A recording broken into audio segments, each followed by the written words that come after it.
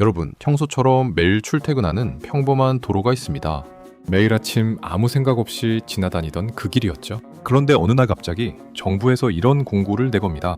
오늘부터 이 도로를 지날 때마다 통행료로 당신 차 가격의 20%를 내십시오. 1,000만 원짜리 중고차를 타는 사람은 200만 원을, 1억 원짜리 수입차를 타는 사람은 무려 2천만 원을 매일 내라는 소리입니다. 말도 안 된다고 생각하시겠죠? 당장 차를 버리고 걸어가거나 대통령이 미쳤다며 시위를 벌일 것입니다. 전 세계 경제학자들은 이 결정이 자본주의 시장을 무너뜨리는 최악의 독재라 비판하겠죠.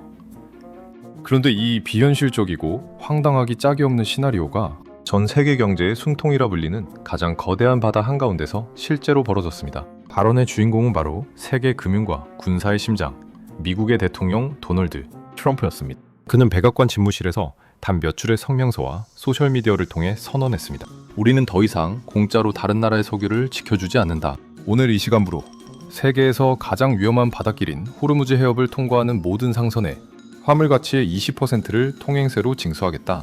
이 발표가 퍼진 단 몇 초 만에 전 세계 금융시장은 핵폭탄에 맞은 듯 패닉에 휩싸였습니다. 뉴욕 증시는 개장하자마자 폭락했고 전 세계 금융거래소 역시 패닉셀로 붉게 물들었습니다. 반면 텍사스산 원유와 브렌트유 선물 가격은 단 하룻밤 사이에 10% 넘게 폭등했습니다. 우리가 주유소에서 넣는 기름값, 대형마트의 야채 가격, 기업의 원자재 비용까지 모든 것이 단숨에 마비될 위기에 처한 순간이었습니다. 하지만 이 거대한 전쟁의 서막에서 가장 기묘한 미스터리는 그 다음에 발생했습니다. 전 세계가 공포 속에 떨고 있던 바로 그 다음날 아침, 트럼프 대통령은 기자들을 향해 특유의 제스처를 취하며 이렇게 말했습니다. 어제 일은 없던 걸로 합시다. 호르무즈 통행세 20% 계획은 전면 백지화합니다. 중동의 내 친구들과 아주 훌륭한 합의를 이뤄냈거든요. 정확히 24시간, 단 하룻밤 만에 전 세계를 마비시켰던 초대형 금융폭탄이 흔적도 없이 사라진 것입니다. 도대체 그 24시간 동안 백악관 깊숙한 밀실과 중동 왕궁 사이에서는 무슨 거래가 오갔을까요? 트럼프는 어떻게 전 세계를 완벽하게 속이고 원하는 것을 얻어냈을까요? 오늘 뉴스 이면에 숨겨진 지독하고 잔인한 거래의 기술과 오일머니의 흐름을 단숨에 바꿔버린 숨겨진 거시경제학의 비밀을 파헤쳐드립니다. 트럼프의 미친 협상 장수를 이해하려면 먼저 무대인 호르무즈 해협을 알아야 합니다. 지도를 보면 사우디아라비아와 이란 그리고 오만 사이에 아주 작게 낀 바닷길이 있습니다. 가장 좁은 구간의 폭은 고작 39km에 불과합니다. 서울에서 평택까지의 거리보다도 짧죠. 게다가 대형 선박이 실제로 다닐 수 있는 수로는 왕복폭이 고작 34km 안팎입니다. 그런데 이 극도로 비좁은 골목길의 가치는 돈으로 환산할 수가 없습니다. 이곳을 통과하는 석유의 양은 매일 평균 2천만 배럴에 달합니다. 전 세계 해상으로 수송되는 모든 원유 수송량의 3분의 1, 그리고 전 세계 전체 원유 소비량의 무려 20% 이상이 이 좁은 길을 통과합니다. 우리가 매일 타는 자동차의 가솔린, 한겨울 가정을 데워주는 난방유, 플라스틱을 만드는 석유화학 원료의 5분의 1이 이 길을 통과하지 못하면 증발합니다.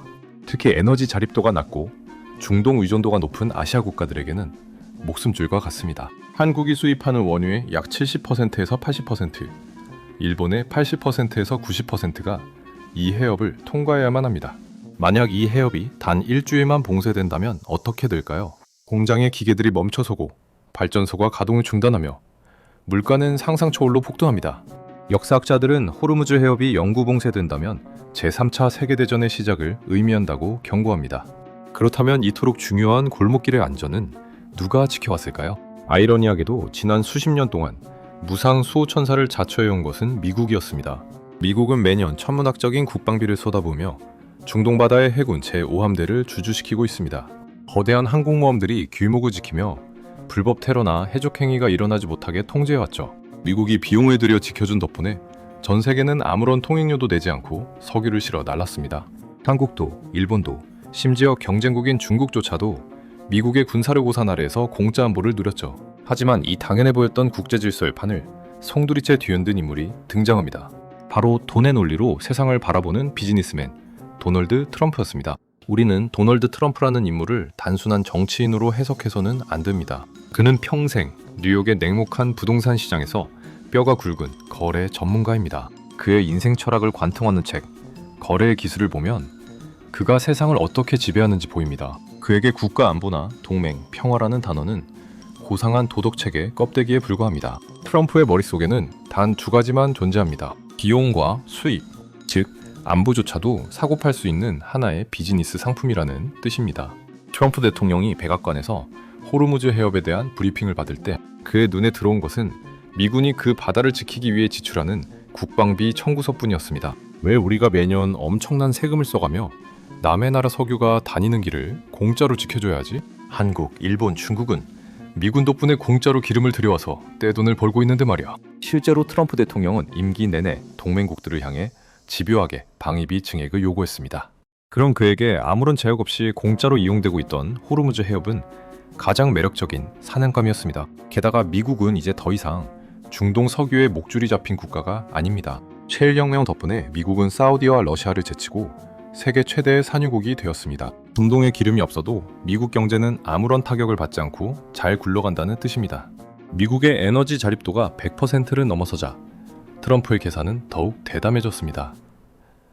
미국의 막강한 군사력을 지렛대 삼아 동맹국과 적대국 모두에게서 엄청난 돈을 뜯어내겠다는 발상이었죠.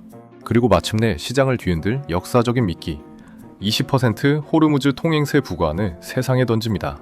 트럼프가 호르무즈 해협 통과 상선에 20%의 통행세를 부과하겠다고 성명을 발표한 순간 20%라는 숫자는 국제 물류 시스템과 실물 경제를 완전히 파괴할 수 있는 수치였습니다. 예를 들어 30만 톤급 유조선 한 대에 실리는 원유 가치는 약 1,300억 원에 달합니다. 그런데 이 배가 해협을 통과할 때 미국 해군에 내야 하는 돈이 무려 260억 원이 되는 것입니다.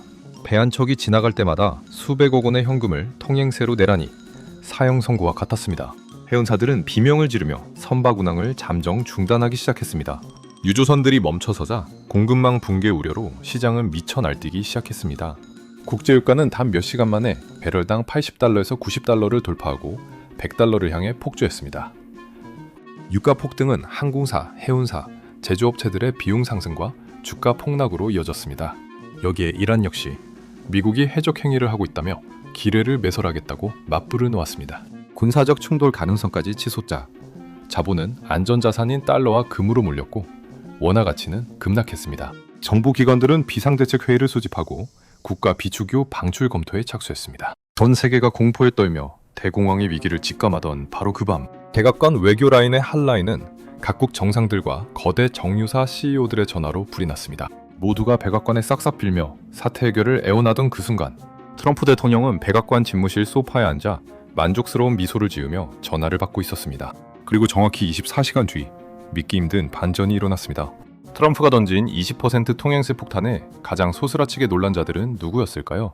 바로 사우디아라비아, 아랍에미리트 UAE 같은 걸프 지역의 중동 부국들이었습니다. 그들의 국가 재정은 90% 이상이 석유 수출 대금으로 채워집니다.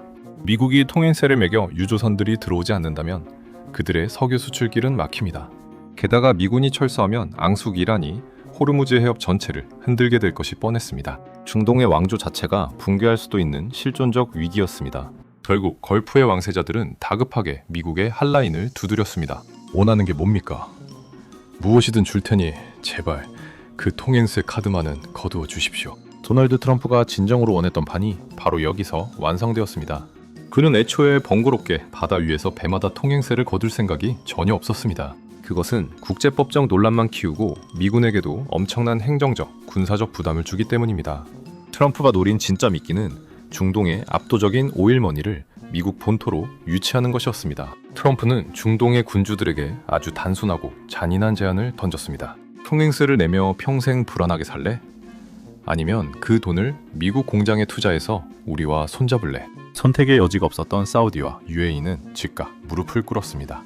그들은 통행세를 면제받는 대가로 미국의 첨단 테크와 재생에너지 인프라에 수천억 달러에 달하는 대규모 국부펀드 투자를 즉각 단행하겠다는 계약서에 서명했습니다. 미국 본토에 수십 개의 공장을 짓고 수십조 원의 미국산 무기를 추가 구매하겠다는 약속도 더했죠. 트럼프는 20% 통행세 부과라는 세상에서 가장 무서운 허풍을 쳐서 비판은 피하면서도 알짜배기, 진짜 돈을 미국 영토 안으로 가져오는 딜을 성사시켰습니다. 이것이 바로 비즈니스 정치가 도널드 트럼프가 보여준 영리한 허풍의 경제학이었습니다. 단 하루 만에 전 세계를 들었다 놨던 이 소동은 우리에게 중요한 교훈을 남겼습니다. 첫째, 국제사회에서 무상으로 보장되는 평화는 더 이상 존재하지 않는다는 사실입니다. 동맹조차 수지타산을 따져 철저하게 거래되는 시대가 도래한 것입니다. 둘째, 이러한 지정학적 불확실성은 고스란히 개인 투자자의 자산을 위협한다는 점입니다. 트럼프의 말 한마디에 유가가 폭등하고 환율이 요동쳐 인플레이션을 자극하고 금리 결정을 방해합니다. 그렇다면 스마트한 개인 투자자들은 이 혼돈의 시대에 어떻게 대응해야 할까요? 단순히 뉴스의 표면에 드러난 자극적인 헤드라인에 일희일비해서는 안 됩니다. 우리는 언제나 그 어수선한 소동의 이면을 들여다봐야 합니다. 이 소동을 통해 진짜 이익을 얻는 자는 누구인가? 이 청구서의 최종 도달지는 어디인가? 그 흐름을 냉정하게 추적할 수 있을 때 비로소 우리는 위기를 기회로 만드는 진짜 자산가가 됩니다. 글로벌 패권 경쟁 속에서도 자신만의 중심을 잡고 거시경제의 큰 파도를 타는 눈을 길러야 합니다. 오늘 준비한 이 웅장한 호르무즈 해협의 비하인드 스토리 어떠셨나요? 여러분의 경제를 보는 안목을 한 단계 업그레이드 해드렸기를 바랍니다. 오늘 분석이 유익하셨다면 구독과 좋아요, 알림 설정까지 꼭 부탁드립니다. 저는 다음 시간 더욱 날카롭고 흥미진진한 글로벌 패권의 비밀로 찾아뵙겠습니다. 시청해주셔서 대단히 감사합니다.